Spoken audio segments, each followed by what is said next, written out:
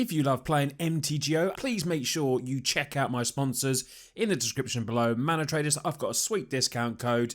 Just head there and you can start playing whatever deck you want. Hey everyone, Matt from Total MTG here and welcome to the next video of the week. I hope you're all doing well.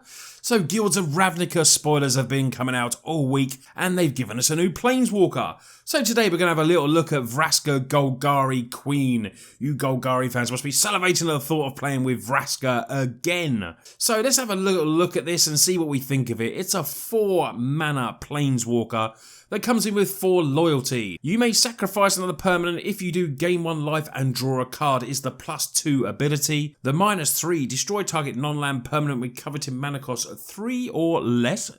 That seems pretty good as well. The -9, well, it's just a wink on, isn't it? You get an emblem. Whenever a creature you control deals combat damage to a player, that player loses the game. Now, I don't like to judge Planeswalkers on their emblems or anything like that, but you must admit that is a pretty strong emblem for Vraska to have. They have the other ones as well. Remember Vraska Unseen that used to put those 3 assassins on and do some damage and then the player would lose the game. But this is you get an emblem for it. So they have to remove your creatures, obviously, not like when they could just remove the assassins.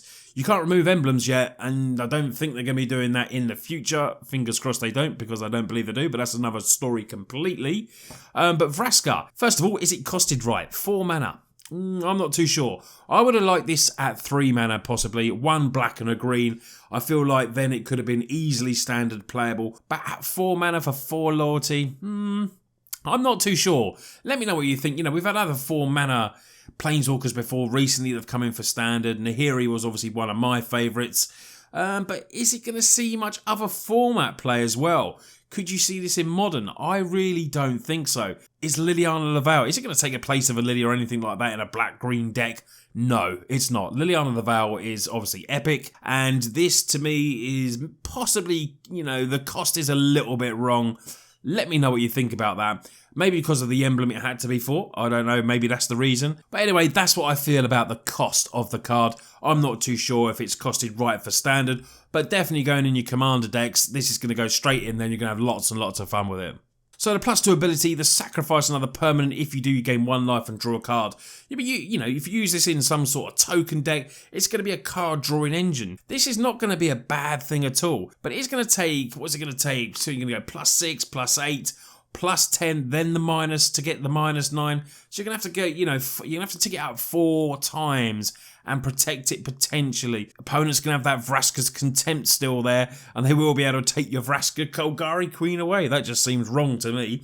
But so this is why I'm thinking maybe we should go soul tie with Vraska Golgari Queen, bringing in that lovely blue as I love to do, bringing in those counter spells, protect your Vraska and just get to the emblem with some, you know, with some creatures on the battlefield and then just tap them in there and win the game. That seems like a pretty good plan to me if you add the blue. Now the -3 is basically, you know, it's Abrupt Decay. Destroy target non-land permanent with coveted mana cost 3 or less. But potentially you could be paying 4 just to do an Abrupt Decay. Well, obviously Abrupt Decay is just a green and a black. Would you want to pay 4? Would you want to use this as a removal spell? I don't really want to use my Planeswalkers as a removal spell, but, you know, sometimes you may have to, but it only destroys coveted mana cost 3 or less, so it is obviously going to be situational as well. But building this up, using the -3 effectively, it can be a very strong card. We all know how good Abrupt Decay is, and having Abrupt Decay on a stick could be a very good beater. Like I said, the emblem. Whenever a creature you control deals combat damage to a player, that player loses the game.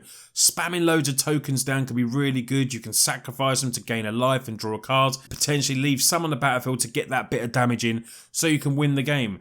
Now, you don't judge a Planeswalker, like I said, on the emblems, but this is very strong. And if you protect it, you have some creatures down there, you will win the game. Now, as much as we think, you know, I personally think that it won't be great in Standard. I think it's going to be a good card in Standard, but just not one of the greats. We know that Wizards are trying to push graveyard shenanigans, so this is where it could, you know, there could be other cards coming in that could just make this absolutely insane. We know they've got Assassin's Trophy, which is obviously going to take all the limelight for Golgari because it is just an insane card that we'll see play in all different formats. But, you know, you combine this with a lot of maybe hexproof creatures and sacking creatures. Like I said, there's going down the token route is another way to go, protecting it with blue, adding, making it a Sultai control sort of deck, which is probably the way I go because I'm a control player. I feel like if you can just, protect it, get to the emblem, you've got a card drawing engine, you've got an abrupt decay on a stick. Actually, I'm talking myself into it. Actually, it's feeling pretty good at the moment. But until I actually get to play with it, I will not know how strong this card is. But I would really, I'd love it. Get in the comments. Let me know what you think of Vraska Golgari Queen. What formats you think it'd be best in. Commander, probably. Do you think it could be good in Modern? Because I personally don't. But, maybe in some kind of kitchen table deck, like I say, it could be really good. But other than that, Commander and possibly Standard are the formats that I have this card in.